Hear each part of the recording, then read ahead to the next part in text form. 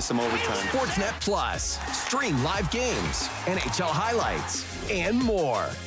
Sign in with your TV service provider or subscribe at sportsnetplus.ca.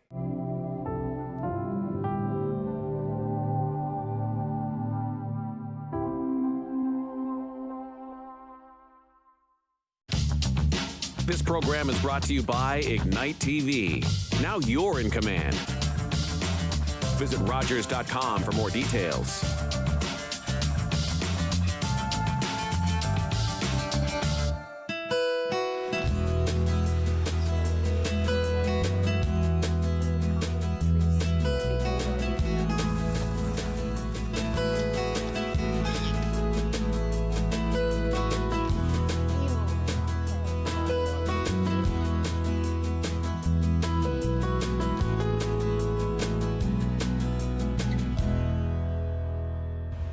We're here at the observation deck in the village of Lions Head, and meeting us today is Tamara and Sabira from the Peninsula Bruce Trail Club. I have never been here before. This is absolutely gorgeous here. Isn't it though? This is about the halfway point of the peninsula section of the Bruce Trail, which runs from Wyerton to Tobermory. The whole length of the peninsula section is about 170 kilometers long, and Lions Head is almost smack in the middle at around the 80 kilometer point. So this is a great place to stay if you're hiking the trail, and we have so many hike programs to offer. I'm always amazed on how many loops there are off of the Bruce Trail itself, and I hear that you've got tons of different side trail loops that people can sign up for. Yeah, so the main trail is the Bruce Trail, which comprises about 160 kilometers from Wyerton to Tobermory. And we've got another 100 plus side trails, which is called the Blue Series, the Blue Trails. The side, that's the side trail is the blue? Is the Blue Trails. And usually they are achieved by creating loops. So if you just park at one spot, go to the trail, come back, and you can sometimes also loop around with the main trails. That's really intriguing, because a loop then stops having to turn around and go back the same way. You're able to leave only one footprint when you go through on the trail system, which is an ingenious type philosophy to do. So when you're mentioning the 160 to 170 kilometer, does that include the blue trails that you have here, or is that? No, the on top of. So on top of the main trail, the Blue Series comprises of close to 150 kilometers and has above 70 side trails. Wow. Yeah, and some of the trails are really short. Say, for example, we've got Sinkhole Side Trail, which is about 220 meters. But to get there, you have to cover 6-7 kilometers one way and then come back.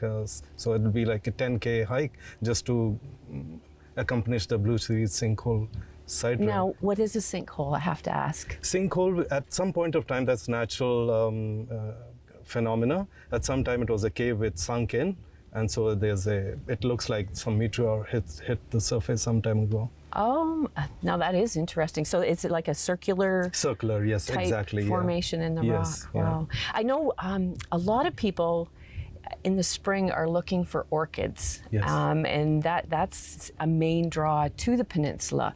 And I know it's not usually best practices to say where they are, because we want to protect them, but are there trails that kind of support people that are looking for orchids to photograph them or have a checklist? Yes, we have we have a badge called the Orchid Badge, and we've got the peninsula. The peninsula has about close to 45 orchids, and the badge is that you need to spot at least 15 orchids on the Bruce Trail or main Bruce Trail or on the side trail. Also, we have hikes that support our badges. So for example, we have orchid hikes, we have a fern badge, and we support fern hikes.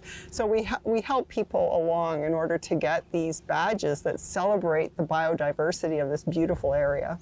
And it is, you nailed it by saying biodiversity, because the peninsula is very unique to a lot of flora and fauna here compared to other sections of the Bruce Trail. But each section has its own I guess, beauty or calling card. True, yeah. Yeah, but up here is very unique, and I have to I have to be a little biased here. I love the view, and to me, it's second to none. But my roots are up here, so of course that's what I like to see. Now, I did hear that there is a cave trail here from Lion's Head that's not too far away. Yes, it's about, in fact, we'll be hiking that trail, and Kaylee will lead that hike. It's called the Williams Caves. It's right up the street here on the Bruce Trail. Not far from this observation deck. Yes. So yeah, definitely you could come here and park, and then head out towards a side trail is what we're going to see next. Yes, we'll follow the main Bruce Trail, which runs along the road, and then we get into to get to the caves. You go take the blue side trail. Wonderful. Okay, let's go check that one out. Okay.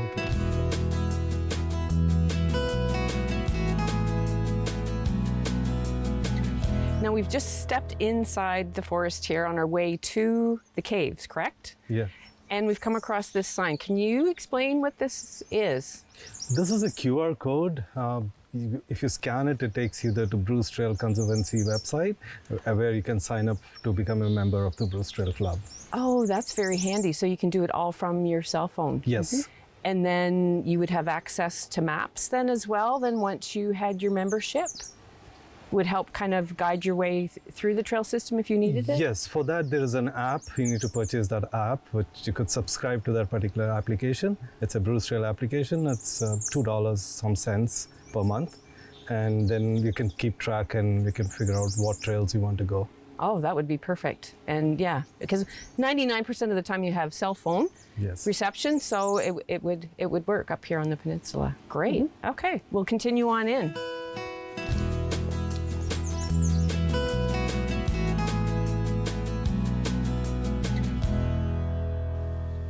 This was a very doable hike in. Didn't take us very long, but approximately how many meters, I should say? Yeah, so we came up the main trail, and as I described, this is the main trail Blue Series. We came on the Bruce Trail, and we are connecting onto our side trails. This is the Williams Caves Trail. Okay. And this could be part of, you were mentioning it as we walked in, Tamara. Yes, we have two types of end-to-end types hikes. One is on the main trail, which is the White Blazes. And these are hikes called end-to-end that go from Wyerton to Tobermory that Sauber, as hike director, has organized. And not only has he organized these hikes, he also leads these hikes. And Sauber also leads a series of hikes that do all of the side trails. So Sauber is our one-stop shop. Whether you want to do the main trail, whether you want to do all the side trails, Sauber, as hike director, has that organized, and he also organizes the hike leaders as well.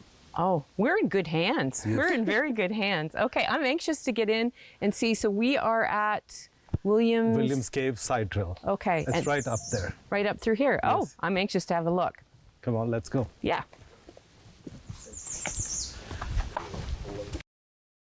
Sabar, this is fantastic. I can feel the coolness coming off the rock.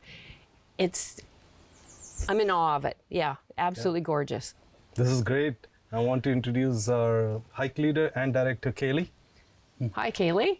Ani bojo, Kaylee Dishnakas, Jijak Dorom, Saki Niashinaming Andonjiba. So what I've just said is a traditional protocol greeting. Ani, meaning I acknowledge your spirit light, another way to say hello. Again, my name is Kaylee. I am Crane Clan, and I come from ever-flowing love at the mouth of a river, also on a beautiful point of land that is mostly surrounded by water that is almost an island. Some people would call that a peninsula. Oh, fantastic. Yeah, welcome to Williams Cave. It's gorgeous here and so much cooler than what we've just come through. Refreshing. It is very refreshing. What is the history on this cave? Do you know? The escarpment here, over 430 million years old, but this is a sea cave. So this would have been formed by wave action after a glacial period. So the power of water. Water is life, but water and waves made this cave. Specific, but probably because of the rock, like being a softer rock. But yes, limestone, dolostone, very porous, so definitely affected easily by water. And if you can imagine, once upon a time when the glaciers were moving and the waters were rising, the waves would have been coming right into this cave to form it. Right.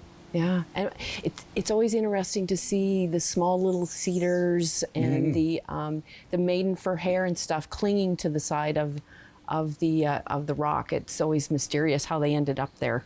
Yeah, and in our language, the stone is an animate object. It is alive, and so all of these species of plants and trees living in harmony with the rock. You'll see lots of lichen and moss.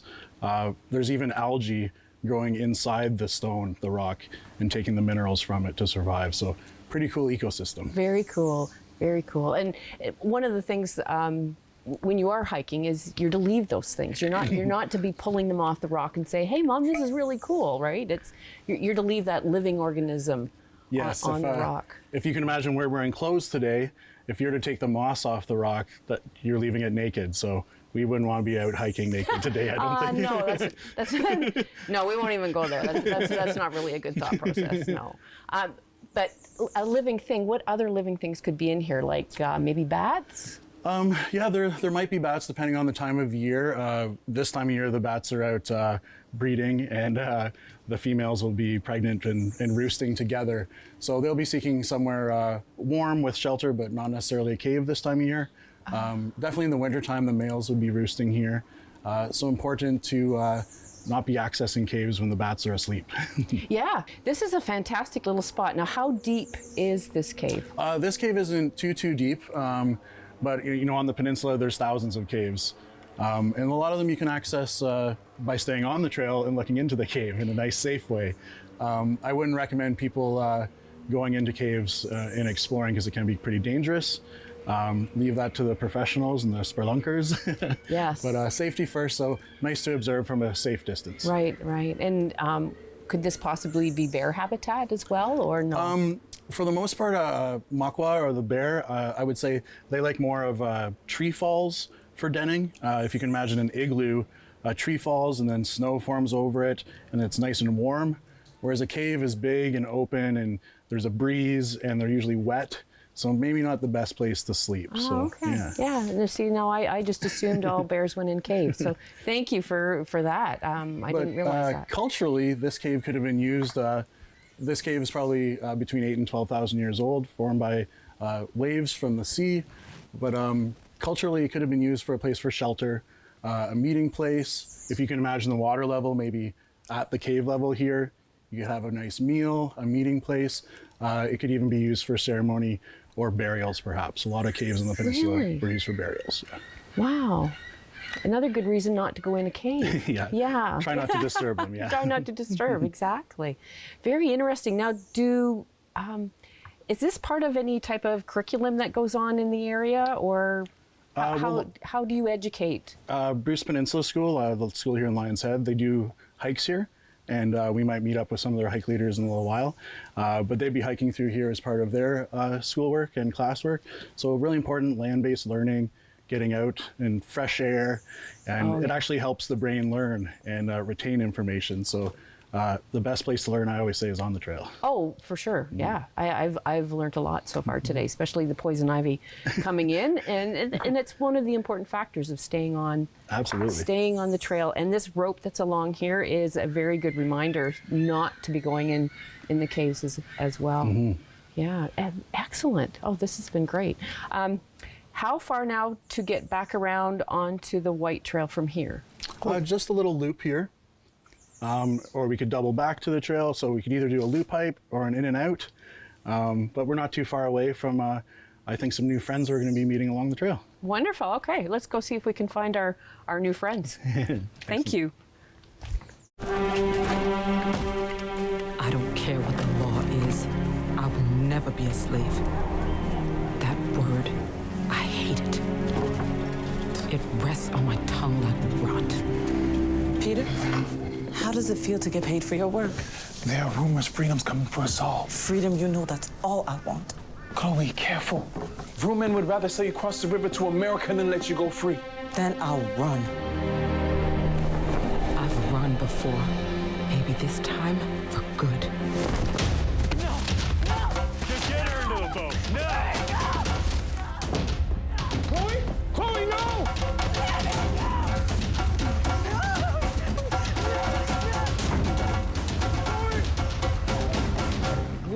Chloe Cooley's resistance led to Canada's first legislation limiting slavery. After 200 years, slavery was abolished in Canada in 1834. Hi, I'm David Sherman, Goes to Politically Speaking. Join me in 2024 for my next Politically Speaking with the Mayor of the town of Blue Mountains. Politically Speaking on Rogers TV.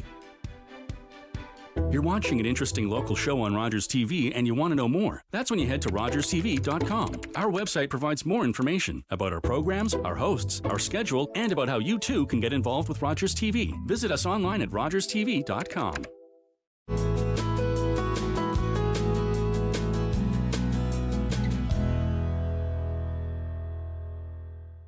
Welcome back to Wandering Grey Bruce. We are in Lion's Head, and with me today is Tamara Wilson from the Peninsula Bruce Trail Club. We have had a spectacular morning exploring the caves, and now we are meeting with some educators. So please introduce our guests. Yes, today we have Marg Glendon, who is our Director of Outreach and Membership, and Sarah, who is a teacher at the local school that Marg has been working with, and together they have developed an amazing program for students. Ah, very good. So what grade do you teach? This year I taught grade 7-8. That's a difficult age to teach. There's all sorts of wonderful reasons that I teach it, though. Very good. Yeah. My hat off for you, Thank you teaching that grade, those two grades. Yeah. And Marg? Yeah, so my role is Membership and Outreach Director, as Tamara mentioned, and I had the pleasure of working with Sarah last year with the grade 3-4 classroom, and together we established the Junior Trail Steward program, and I'll let Sarah talk about the UNESCO goals that they have in the curriculum that we enhanced and supported with our club initiative. Okay. Yeah, so Bruce Peninsula District School is here in Lion's Head. We call it BPDS. We are a UNESCO school, and we're also an eco school, and now in the last few years we became an LSF Sustainable Future School. And so all of that means that we're working towards the UN sustainability goals. And when Marg came to us with this project, it just fit with so many of the goals so well that it was impossible to say no. Mm-hmm. And the kids really took to it. Oh, I can see why. Outdoor learning is definitely, finally, that people are recognizing that outdoor learning is just fabulous. It just breaks so many barriers that kids have. Yeah. I love being outside, and if I can find a way to get my class outside onto a trail, I'm having a good day. And we take a lot of hikes. Yeah. And really this project was initiated during COVID as well. So a lot of the activities that were being taught in the class were not being able to taught in the classroom. Our visitors weren't be able to go in the classroom. So we decided that we take the classroom out on the trail where we could work with the students and work on some of the goals that they have in the classroom as well. So so now that COVID is not here as much, we discovered that the project has a lot of other goals that can be accomplished throughout the year as well, even within the classroom. Yeah, definitely. Well, in this rock beach, I know that the two ladies were scouring, finding some really unique specimens for us to share. I just walked over them, so please show me what I walked over.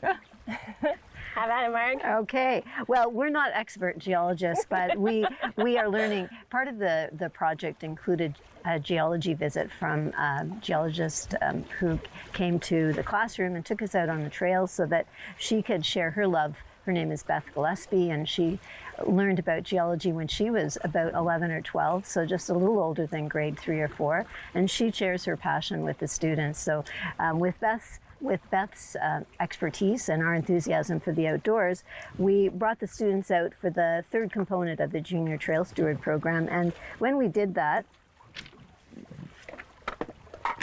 we also gave them some tools to help them find some of the fossils. So you can see that in this fossil, you can match the image of the fossil here with the actual fossil in the rock. So just like students that are in kindergarten that learn the names of dinosaurs, the students in grade 3-4 are learning that the name of this specific fossil right here is called a pentamarid brachiopod. So you heard the kids repeating that word on the way back. I have to look at the name myself because I can't remember it, but the students do recall that. And Sarah, you told me that the students talk about this. They still do. So this year I was a grade 7A teacher, and we hiked from the McCurdy parking lot up to the first lookout, and we were looking across the bay, and they were like, oh, wait, can I see where we found the rocks last year? Because the grade 5-6 group was part of the 3-4, 5-6. We all went out together and we did some fossil finding, and they were reminiscing. It was wonderful. Oh, that's fabulous. Yeah. So it's not just 1 year of learning, it's multiple years of learning. So you're definitely turning the kids into a steward of the land. You really are. Yeah. One of the goals that we had also was to develop a sense of place. And so we in my class returned to the Bannister Loop multiple times. So we would take our class up there and we take a sit spot. And if you don't know what a sit spot is, it's where you literally just sit in the woods and be quiet and observe the nature around you. And so we took a sit in all of the seasons. We went fall, winter, later winter where it was really deep snow, and then in the early summer. And they began to have a sense of ownership over that place. That's where we also did the trail litter audit, and we found quite a bit. And anyway, so there's this really cool rock up there. It looks like a face, and they begin to feel ownership for that place. Definitely. Yeah, I know. Well, of course, because they've traveled that trail so many times.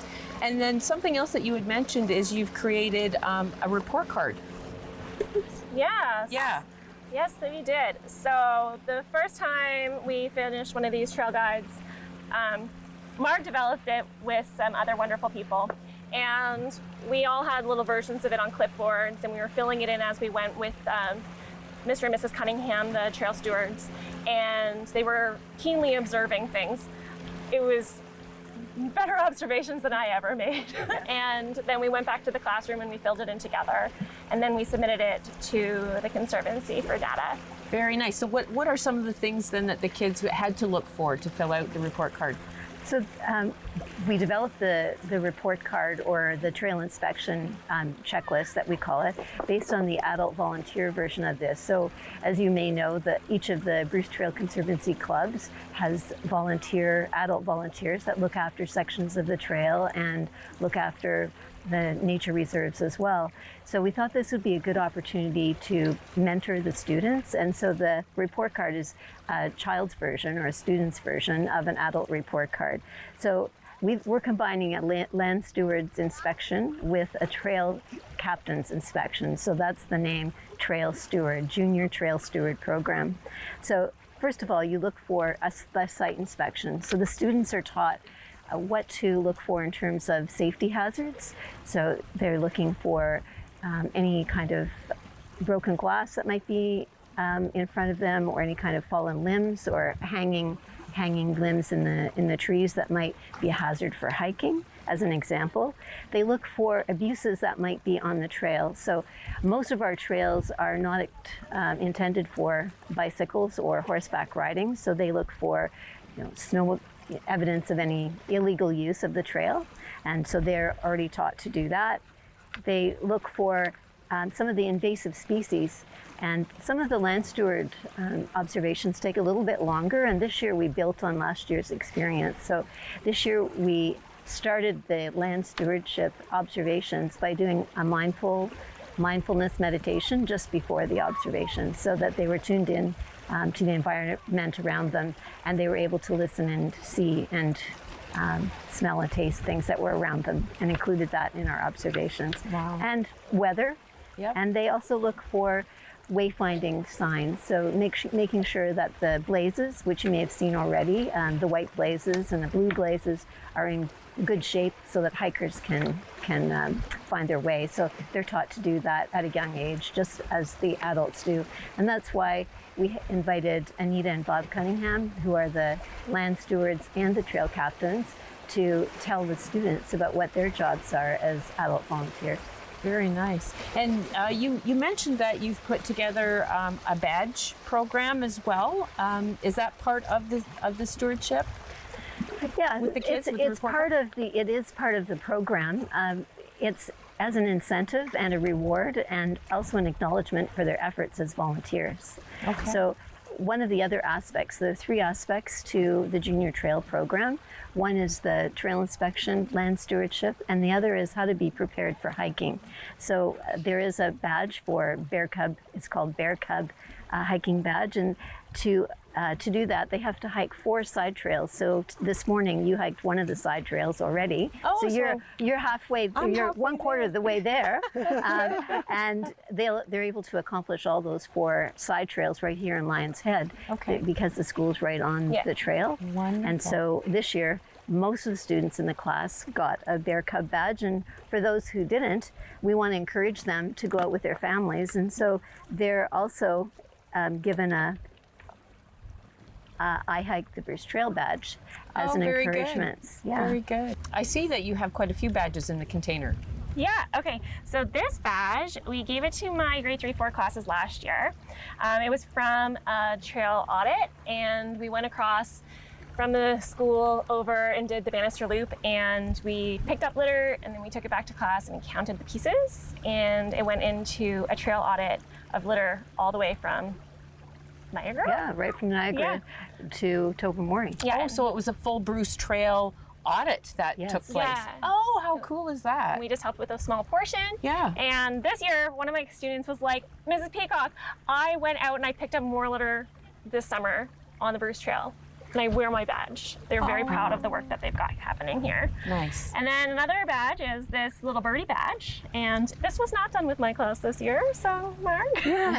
So this year, Sarah moved to the grade 7-8, as she talked about, and there was a new teacher for grade 3-4. And because our Junior Trail Steward program is developed for that age group, I talked to the teacher that was teaching that class, and collaboratively, based on her interests and her curriculum goals, we were able to work in the Junior Birder Badge, which is part of our Peninsula Club Birder program. And all of the students in that classroom were able to make the requirements to receive the Junior Birder Badge. So they were able to go out with Nora and one of our ecologists to look at the birds here on the trail, and they were contributing their observations again to the data that Bruce Trail Conservancy collects. So they had to observe, draw pictures, and then share their journals with us at the end about their experience. Wow, such a neat way to get the kids involved. Wow, you've done a fabulous job on getting them, our young stewards, caring about our land. Tamara, this has been just an excellent experience today. How can people get involved with the Bruce Trail again? So the main way of getting involved is to go to the brucetrailconservancy.org website, and there is a option to select membership, or there's actually an option that says, how can I get involved? And so select that option, and there are volunteer opportunities, land stewardship opportunities, and it lists the types of ways that you can get involved. And one of those, which we very much appreciate, is membership, because the Bruce Trail is stewarded and looked after by volunteers. And we have 200 volunteers on the Peninsula section that maintain the trails for free, donate their time, and your membership or memberships help keep that work going and help fund that work. Definitely, yeah. It's been another lifelong learning day today. Thank you so much, ladies, for joining us and spending a bit of time. And thank you for watching us, and we'll see you again next time on Wandering Grey Bruce.